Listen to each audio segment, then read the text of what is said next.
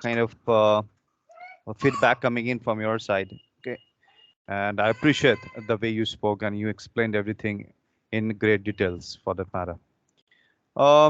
No, this is actually a topic which can be included, which can be said to be a part of current affairs, and affairs in the sense that it's actually talking about an event which is occurring at a certain place in certain part of the world, right? So that is actually what we call current affairs topic. So that's also a topic under conflict management, and so the topic which we have actually chosen is actually about the crisis which is taking place right in the middle of, or in the heart of Europe, for that matter, that is Ukraine and Russia, right? So Ukraine and Russia, we can say that Russia is like one of the most powerful countries of Europe, and it has actually proven this time and again, for that matter. While Ukraine is actually a very somber and very, kind of, you can say, quite a good neighbor for that matter, and they have been living together for a while until 2014, when the Crimean crisis actually erupted, and when there was actually, you can say, a certain part of Crimea, or maybe the entire Crimea, was actually taken over by Russia, for that matter, right? It was then when we realized that the real crisis had actually already begun. At that point of time, we had this in our mind that the crisis was at a contained level. It was not really a full-fledged crisis that was occurring. That was a kind of Cold War that was taking place at that point of time. Kind of until 2022, in probably in November. Okay, when a full-fledged crisis actually, kind of commenced and started off. So until 2014, it was more like a kind of a war at a contained level, and it was a Cold War that was going on, like war at certain levels. It was not really a war between weapons, but it was a war between, kind of between people. Okay, it was a political war. It was a diplomatic war that was going on, right? It was a war between, the, top brains of the two countries, right? It was a war which was often raised and which was often waged on the internet as well, right? And it continued for a while. But then it was in the year 2022, probably last year, right, when it all started off in a full-fledged manner, right? The full-fledged war has actually begun, and it's has already, completed its 1 year duration, and it's still going on, the conflict. All right. So the point out here that we are talking about is what is the fallout of this war, and how do people in other countries of the world, and maybe how is the rest of Europe going to respond to this? Already there have been so much of losses, not only in terms of lives, but also in terms of properties, in terms of houses, in terms of offices, in terms of kind of buildings and construction sites. They have been all just kind of laid into the rubbles, right? So they have been literally reduced into ashes because of the war that is going on, right? Frankly speaking, I would say, and practically speaking, I would say that war or conflict is actually a blot in the civil society. It's not just that can be accepted at any point of time, because of the fact that we understand and realize that diplomacy is always the key, and we should always take the route of diplomacy to sort out matters and sort of issues, right? However, there are certain situations when the situation becomes all the more kind of intense and all the more acute, that even talks cannot actually, or even diplomacy cannot actually kind of bring about a solution to that. So yes, that's actually a situation that's occurring there in between Russia and Ukraine.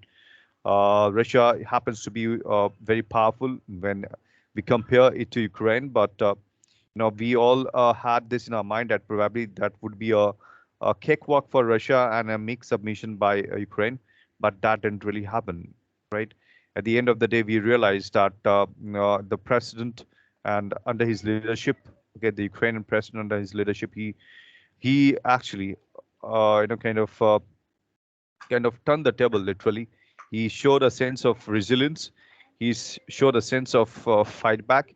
He showed a sense of kind of putting up a brave face. in the kind of in the event of adversity, right? And he just showed that how courage and motivation can actually bring about a change in your destiny, right? And also the world responded to this crisis in different ways. The United States, right, and many other countries, the world, the UK for that matter, they all actually stood in support of Ukraine, and the NATO forces as well. They were actually, kind of plunged into the service of ensuring that Ukraine can actually give a good fight, right? So at the end of the day, what we realize is that the fallout has not been really very, very encouraging, given the fact that many people had to, or the both the, I mean, especially if we talk about Russia, it had to come under the sanctions of different countries of the world, right? Trade ties and foreign trade, like you mentioned, was actually kind of severed between the two countries and the rest of the countries and Russia for that matter, right? And it's not just, we cannot just talk about Russia here. Even Ukraine got affected. Its trade ties, though it was not severe, it got impacted and totally got, out of the way because of the fact that there was no connectivity, no air service was there, right? So at the end of the day, this is a crisis at its, at its acute level, I would say. And when the airspace is actually, not under the control of the country, then obviously there is a deep crisis going on that we can figure out, right? And that's what is happening out there in Russia, in Ukraine for that matter, right? So people have to actually kind of run for their lives whenever the missiles actually or shells are actually thrown on any part of the city for that matter. People get into the bunkers, people hide in the spaces, into places.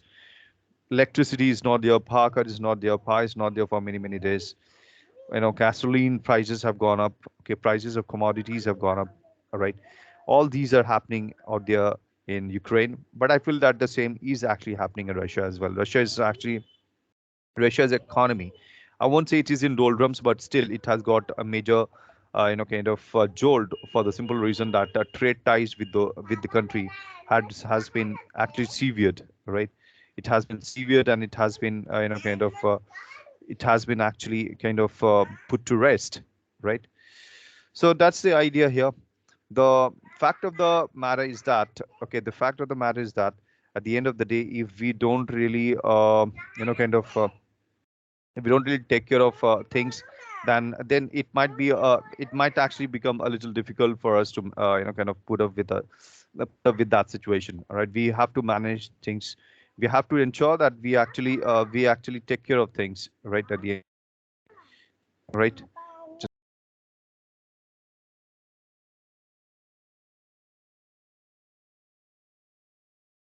So at the end of the day, the crisis has actually reached the second year. That means 1 year is already over, and it's the second year of the crisis that's going on. And there seems to be no major, relief coming up, or maybe we don't see any kind of transformation happening in the way things are going on between the two countries, right? Uh, the only thing that we can say out here is that Ukraine is actually quite defensive, okay, but still it has to, put up its offense sometimes so that they can actually, protect their country. All right. The fact is that they are actually kind of trying the best to protect their, country from getting further, you can say, further into the hands of Russia for that matter, right? Having lost Crimea and the Crimean crisis, having gone through this problem and this major, tragedy, they don't want, any part of their land or any part of their, country, going into, the into Russian hands for that matter. So that's how things are going on. All right. At the end of the day, Russia is at its best, trying to make sure that they can actually, try to vilify or try to maybe get a piece of Ukraine. And Ukraine is literally trying its best, okay, with the support of many other countries of the world, the support of the international community. They are trying the best to ensure that they can actually survive this war, and not just survive, they can actually put up a brave fight and brave face for that matter. You know? Yeah. Yeah. Good. All right. Do you have any further comments on it? So if you have any questions, you can just come up with your questions. But otherwise, it's all good from my side, because this is actually a major crisis which might actually acquire the shape of humanitarian crisis, right? The good thing Mhm. is that the civil society is actually backing up, the two different countries in their from their own perspective. Okay, they have because they have different stakes within those two countries for that matter, right? So Mhm. based on the stakes and the interest that they have in those countries, they have to actually, kind of hand over their support to these countries. So that's what things are at the moment, Bruno. Yes, indeed. Indeed. We can actually we can see um, the European countries as well as the United States. They do not like how can I say that they do not try to get into the war uh, because if they try to do that, most probably we will have World War Three. World War Three, and they are very very like not very very uh, um, how can I say it? I don't know exactly the word to explain, but they are trying to not be fully involved on the war because if they try to do that, all right, try to fight with the Ukraine against the Russia, other countries like China, like the countries of the Asian countries um, will also get in the war, and it will become World War Three, right? So that's the reason I Absolutely, think we absolutely, yeah. can see. Did you understand what I got to say? Absolutely. You're talking about the escalation of the war, and if the war is not really kind of taken care of, or Yeah. there is no proper solution brought in, and probably we might be headed to another disaster in the civil society. But I hope the civil society is not going to allow this to happen. World War III, we cannot afford to, get into this situation at all. All right. At the end of the day, we are actually looking forward to a society, to a world which wants to prosper, which wants to grow, which wants to develop. And I believe that war is actually the last resort. And in fact, even last resort is not what we I would say would be the consideration out here. We cannot say that war is the last resort at all in this 21st century, given the fact that we have been talking about de-escalation, and we always talk about peace. We and there are different kind of agencies and institutions, United Nations Security Council, all these are there who are, whose job is to ensure that there is major de-escalation happening by virtue of their intervention. So if despite the fact that they are already there, despite the fact that they are there, they are present, they are existing, right?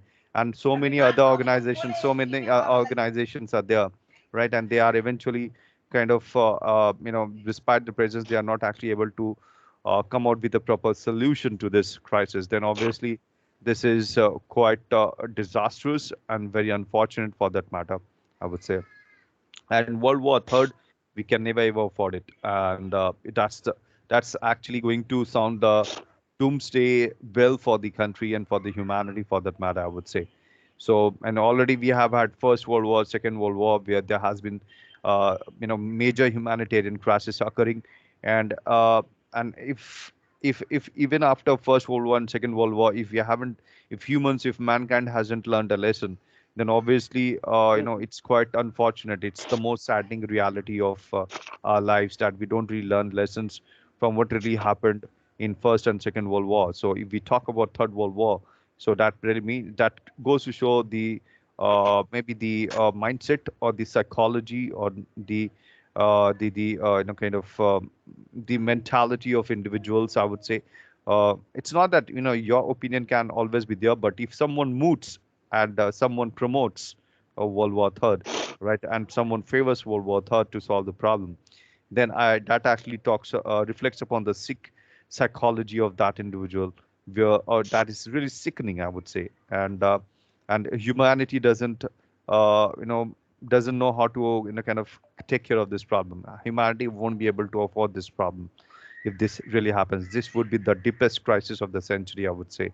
So hopefully, God willing, this doesn't really happen. De-escalation happens, and whatever crisis that's going on at the moment, that is solved by the two countries rather than other countries of the world, kind of pitting up against one another and trying to create major escalation. I don't think I feel that this shouldn't happen, and this should really stop if it really happens. Yeah, indeed, and it's fully important to understand that and to understand the impact if like the United States to send troops Mhm. to the Ukraine war, and the impact will be I don't know, without any precedent, right? I think the impact will be devastated. The impact will be very, very huge. Devastating. Yeah, Devastating, yes, very huge. And that's the reason I think we have to pay attention and do not act recklessly, without absolutely. thinking about the consequences. I think the World War uh, will be for a period for not long, but it is a little bit far from ending. The Russia-Ukraine war, I think so, because the Ukraine is not into the uh, how can I say that? I don't know the exactly name of it is not into the European countries or not. It is not part of the European countries. Um, I don't know exactly the name of the committee that was built among some countries of European, uh, and also the Russia it's clear that Russia will not give up of taking over the Ukraine unless a kind of agreement um, can be reached. But I think it is Can be very reached. difficult. Yeah, very achieved. Yes, but it's Reached, you very difficult. reached. Richard Reached. is not the right Yes, reached. pronunciation. Reached is the pronunciation. Reached. Reached. Yes, Absolutely. that's it. Thank you very much. But that's it, Tom. I think we are far from being seeing the end of the war. Absolutely. Uh, but yes, maybe we can reach an agreement. Yes, very soon. Maybe we hope that. Absolutely, absolutely. At the end of the day, we as a member of civil society, we always hope for the best, and we hope that whatever crisis and whatever conflict that's going on between Russia and Ukraine, and between the stakeholders of the two parties of the two sides for that matter, that really comes to an end, and there is kind of some kind of compromise or some kind of comprehensive solution brought about between the two sides. Intervention probably is the key here, because both the sides are up against one another. So I feel that if any international organization like United Nations Security Council, or maybe the UNO for that matter, and many other kind of peacekeeping organizations which are there, they should always have this task for themselves, that they should always initiate some kind of intervention and try to bring about a solution between the two sides. Intervention is the key out here at the moment, I feel, and once that is done, I hope the problem gets resolved. Yes, indeed. I think we have to pay attention. All right, we have to understand the what will happen in the future. But I hope that the Ukraine will actually get out of this stronger. I think I have no doubt about that. Stronger, and it will be recovered and become again a country, a normal country as it was before. I think that's the point. Absolutely, absolutely. Yeah, that's what I hope as well. And at the end of the day, that's what is expected, and that's what should happen. And it's all that we have to keep our hope and hopes alive, and we have to just kind of hope for the best to happen between the two countries and for the rest of the for the rest of the world as well. Thank you. All right, Taver, thank you very much for doing this lesson and a great discussion, a great interaction. If you don't have any further comments from my end, it's done. If you don't have, we can finish the class. Absolutely, it's all done from my side as well, Bruno. And I hope to see you again in the next lesson this week. Okay? All right, see you. All right, see you. Thank you very much. Bye-bye. Take care. Bye-bye.